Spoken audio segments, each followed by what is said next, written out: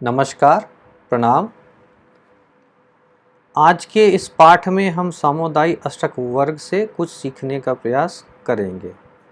जैसे कि हम जानते हैं कि हमारे ज्योतिष शास्त्र में हमारे पास बहुत सारे चीज़ नहीं है, यानी कहने का मतलब हुआ कि हमारे ज्योतिष शास्त्र में हमारे पास नवग्रह हैं, सूर्य आदि, उसके बाद जो है राशियां हैं, मेष आदि, उसके बाद कुछ नक्षत्र हैं, अश्विनी आदि, और उसके बाद भाव हैं जो प्रथम भाव से लेकर के द्वादश भाव तक होते हैं।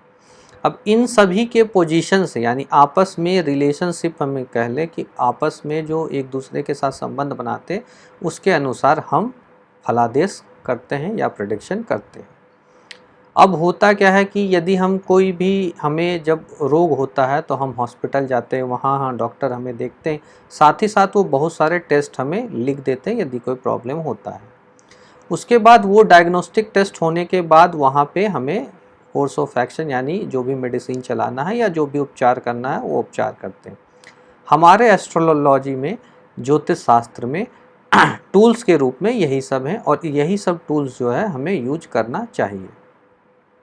और इन टूल्स का जब आप प्रयोग मतलब कुंडली विश्लेषण में करते हैं तो आपको बहुत ही आनंद आएगा, साथ ही साथ आपके प्रेडिक्शन में और ही करेक्ट जो बोलते हैं, जो हम बोले कि मोर करेक्ट की ओर चले जाते हैं। तो हमें करना क्या है कि हमें कुंडली को तो देखना ही देखना है, साथ ही इन सब बिंदुओं को भी टच करना है, और इनसे भी बहुत कुछ हमें सीखने को मिलेगा। जैसे कि आज हम जो है सामुदायिक अष्टक वर्ग से जो है 3 चीज़ों को देखने का प्रयास करेंगे। वैसे तो बहुत ही चीज़ उससे हम देख सकते हैं, लेकिन आज का जो ये पाठ होगा ये 3 बिंदुओं पे होगा। सबसे पहला चीज़ चतुर्थविध पुरुषार्थ, जो हम बोलते हैं चतुर्थविध पुरुषार्थ, यानी धर्म, अर्थ, काम, मोक्ष। इन चारों चीज़ों को हम जानने का प्रयास करते हैं। साथ ही साथ तत्व, यानी जो पंच तत्व हैं उनके बारे में जानने का प्रयास करेंगे, और उसके साथ दिशा, यानी जो पूर्व, उत्तर, दक्षिण, ये सब जो दिशाएं हैं, इन दिशाओं के बारे में जानने का प्रयास करेंगे। वो क्या कहना चाहता है उस सामुदायिक अष्टक वर्ग से, ये जानने का प्रयास करते हैं। तो चलिए आज की यात्रा प्रारंभ करते हैं और समझते हैं कि कैसे क्या निकाला जा सकता है। तो सबसे पहले तो आप ये समझ लें कि सामुदायिक अष्टक वर्ग जो है ये होता क्या है। तो सामुदायिक अष्टक वर्ग जो है ये हमारा जो है वो जो जितने हमें ग्रहों का एक दूसरे से जो पोजीशन बनता है उससे समुदाय अष्टक वर्ग बनता है। तो यानी कहने का मतलब हुआ कि सूर्य से सूर्य आदि सभी ग्रहों का जो पोजीशन होता है उससे हमारा समुदाय अष्टक वर्ग का फॉर्मेशन होता है। तो ये तो कुंडली में आपको बहुत ही ईजिली मिल जाएगा। इसके लिए मतलब कि कहने का मतलब जो सॉफ्टवेयर है, हमारा जो भी सॉफ्टवेयर आप यूज करते हैं वहाँ पे बहुत आसानी से समुदाय अष्टक वर्ग मिल जाएगा। बनता कैसे है वो एक डिटेल्ड प्रोसेस है, यानी कि सभी ग्रहों का एक दूसरे से पोजीशन, साथ ही साथ जब उससे भिन्नाष्टक बनता है, उस भिन्नाष्टक को जब जोड़ देते हैं तो हमें सामुदायिक अष्टक वर्ग बनता है। तो हम ये समझे कि सामुदायिक अष्टक वर्ग इस तरह से दिखता है। हमें 12 घर होते हैं, उसमें कुछ पॉइंट्स रहेंगे। जैसे कि आप यहाँ देख लें कि ये जो है यहाँ 30 पॉइंट है, यहाँ पे 34 पॉइंट, यहाँ पे 32, ऐसे करके 12 भावों में और राशियाँ में, यानी जैसे ये पहला भाव हुआ जो कि 30 अंक मतलब मिले, यानी सारे ग्रह मिल करके 30 अंक वहाँ मिला है, और कर्क राशि है वहाँ पे। ठीक है। इसी तरह मान लीजिए मेष राशि जो है, इस कुंडली में मेष राशि 10वें भाव में है, और वहाँ पे 41 यानी 41 पॉइंट हमें मिले। तो चलिए इन्हीं का प्रयोग हमें करना है और समझना है कि कैसे हम चतुर्विध पुरुषार्थ, तत्व और दिशा को निकाल सकते हैं। तो सबसे पहले हम ये समझ लें, हमें ये ज्ञान है, और नहीं तो ये बेसिक में जाके आप देख सकते हैं कि कौन सी राशियाँ कौन से तत्व को और कौन सी दिशा को संबोधन करती है। जैसे कि यहाँ पे देख ले, जो मेष राशि है वो पूर्व की दिशा को संबोधन करती है और अग्नि तत्व होते हैं। जैसे अग्नि तत्व बोले तो 1, 5, 9, यानी कि मेष, सिंह और धनु जो है वो हमारा अग्नि तत्व राशियाँ। उसी तरह ये पूर्व के भी दिशाएं हैं। तो यहाँ पे हम करते क्या है, सबसे पहले वो समझ लें। जो राशियाँ आप कुंडली में देख लीजिए, प्रथम भाव है, इसलिए मैंने कर्क राशि का कुंडली, यदि मेष राशि का ही कुंडली लेता तो उतना डिस्टिंक्शन आप नहीं समझ पाते। अब इसमें क्या है कि ये कर्क लगन की कुंडली है, तो पहला भाव में 30 अंक है, लेकिन पहली राशि में 41 अंक है। इस बात को आप जरूर ध्यान देंगे। उस हिसाब से सारे अंकों को हम यहाँ लिख लेंगे राशियों के साथ ही साथ। ये मैंने बस रिवीजन के तौर पे ये आपको लिख दिया, नहीं तो ये हमें बेसिक में याद रहता है। अब क्या होगा कि इसी तरह जब तत्व और हर दिशाएं में जब हम राशियों को लिख लेंगे, उनके अंक को जोड़ देंगे। यानी कहने का मतलब अग्नि तत्व में हम 1, 5 और 9 को जोड़ेंगे। उसी तरह पृथ्वी तत्व में 2, 6 और 10 नंबर जो लिखा हुआ है राशियाँ, उसमें अंकों को जोड़ देंगे। यानी कि यहाँ पे 41, 41 को जोड़ेंगे, 34 को जोड़ेंगे और उसके बाद 22 को जोड़ेंगे। जो सम आएगा उसको हम लिख लेंगे। यानी 4 तत्वों में 4 राशि का 4 मतलब 3 को जोड़ेंगे और उसके बाद एक अंक मिलेगा। जो भी नंबर मिले 70, 80, 90, 100 उसको हम जोड़ लेंगे। उसी तरह सारे मतलब जो 4 तत्व होंगे और 4 दिशाएं होगी, इन में हम जोड़ के उसको रख लेंगे। उसके बाद इसी तरह चतुर्थ वित्त पुरुषार्थ जो है, अब इसमें क्या है कि धर्म अर्थ काम मोक्ष को हम ब्रॉडली सोचे, हम किसी को बहुत ही संकुचित नहीं। धर्म मतलब क्या होता है कि जो चीज़ सही है, राइट के पाथ पे हमें चलना, राइटियस होना और जो करेक्ट है उसमें चलना। धर्म सिर्फ हिंदू और मुस्लिम ये धर्म नहीं है। धर्म का मतलब है जो सही चीज़ है उसे हमें करना। तो प्रिंसिपलवादी जिसे हम बोलते हैं वो है। तो उसी तरह यहाँ देख ले, यहाँ भाव को लिया गया क्योंकि राशियाँ का जो है वो चतुर्थ पुरुषार्थ जो बोलते हैं वो नहीं आता। यानी धर्म अर्थ काम मोक्ष जो राशियों को उसका संबोधन नहीं मिला, उसको भावों का संबोधन मिला। ये डिस्टिंक्शन आप जरूर समझेंगे।